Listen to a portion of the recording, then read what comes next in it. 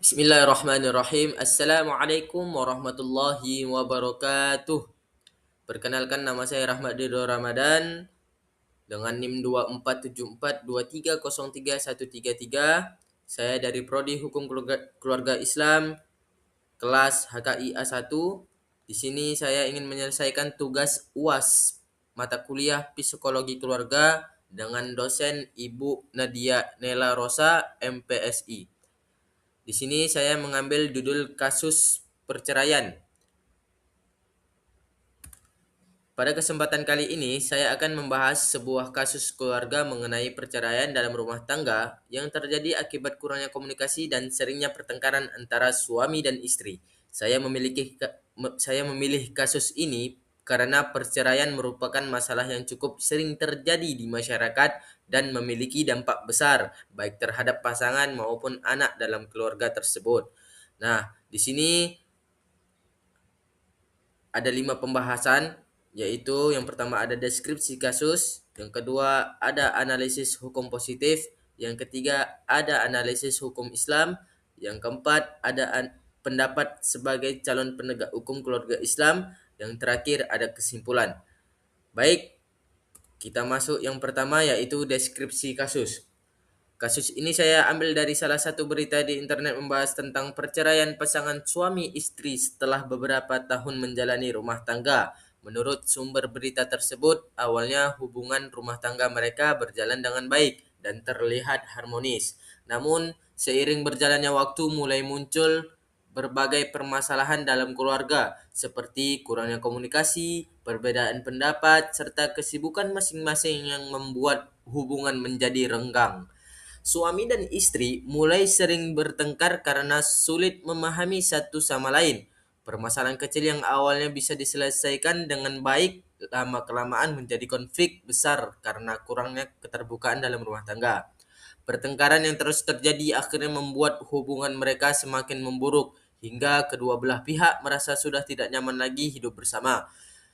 Setelah beberapa kali mencoba memperbaiki hubungan tetapi tidak berhasil, mereka akhirnya memutuskan untuk bercerai melalui pengadilan agama. Pihak yang terlibat dalam kasus ini yaitu suami, istri, anak, dan keluarga dari kedua belah pihak yang ikut terkena dampak dari konflik rumah tangga tersebut. Inti dari permasalahan dalam kasus ini adalah kurangnya komunikasi dan ketidakmampuan pasangan dan menyelesaikan konflik rumah tangga dengan baik sehingga berujung pada perceraian.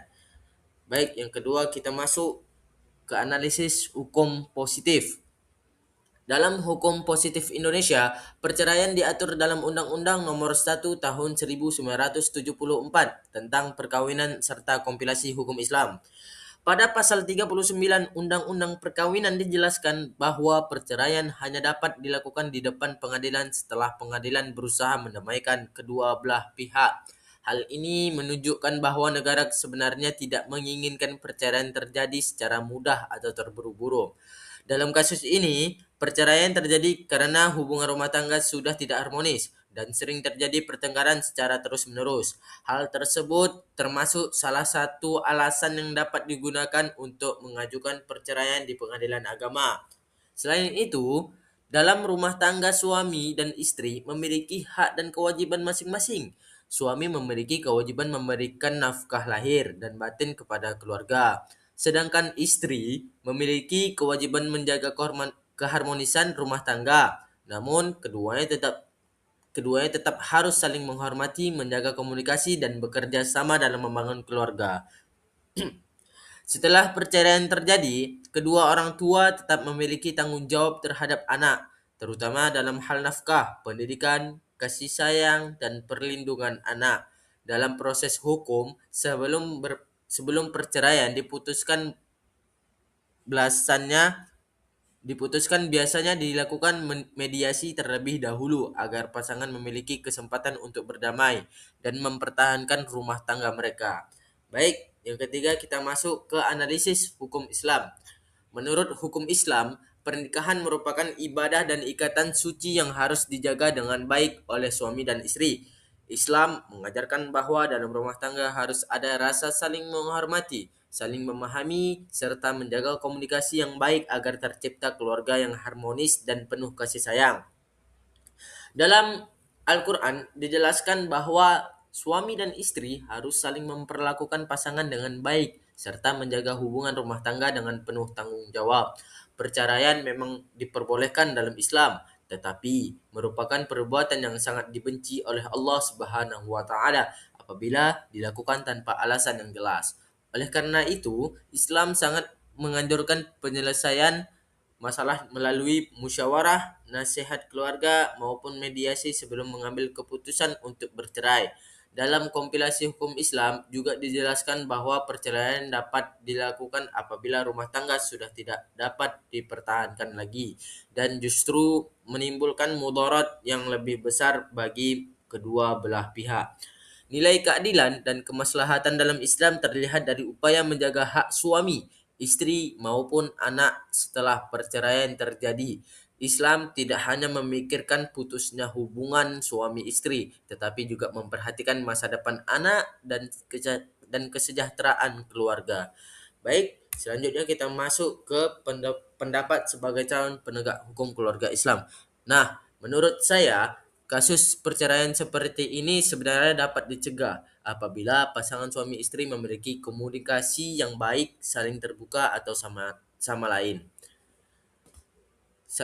Saling terbuka satu sama lain. Nah, selain itu, penting juga untuk menanamkan rasa saling menghargai, saling memahami, dan tidak egois dalam menghadapi masalah rumah tangga. Sebagai calon penegak hukum keluarga Islam, saya berpendapat bahwa mediasi dan konseling keluarga sangat penting dilakukan sebelum perceraian diputuskan. Dengan adanya mediasi, pasangan dapat mencari solusi terbaik tanpa harus langsung mengakhiri hubungan rumah tangga.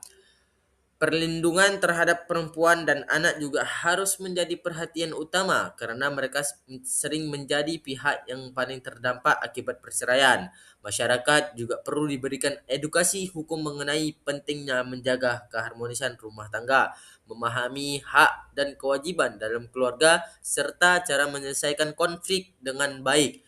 Nah, menurut saya, solusi terbaik berdasarkan hukum Islam dan hukum positif adalah mengutamakan perdamaian dan penyelesaian masalah secara baik-baik terlebih dahulu. Namun apabila rumah tangga sudah tidak dapat dipertahankan dan justru menimbulkan kerusakan yang lebih besar, maka perceraian dapat menjadi jalan terakhir. Selanjutnya kita masuk ke kesimpulan. Dari kasus ini dapat disimpulkan bahwa kurangnya komunikasi dan seringnya pertengkaran dapat menyebabkan rusaknya keharmonisan rumah tangga hingga berakhir pada perceraian. Baik hukum positif maupun hukum Islam sama-sama mengatur pentingnya menjaga keharmonisan keluarga serta tanggung jawab suami dan istri dalam rumah tangga. Pelajaran yang dapat kita ambil dari kasus ini adalah pentingnya komunikasi, rasa saling menghargai dan kemampuan menyelesaikan masalah dengan baik dalam kehidupan keluarga. Nah, sebagai generasi muda dan calon penegak hukum keluarga Islam, kita harus memahami pentingnya menjaga hubungan rumah tangga agar tercipta keluarga yang harmonis, penuh kasih sayang dan bertanggung jawab. Nah, baik, itu saja yang mungkin saya dapat sampaikan. Jika ada kesalahan, mohon maaf. Saya tutup. Wabillahi taufik wal hidayah. Wassalamualaikum warahmatullahi wabarakatuh.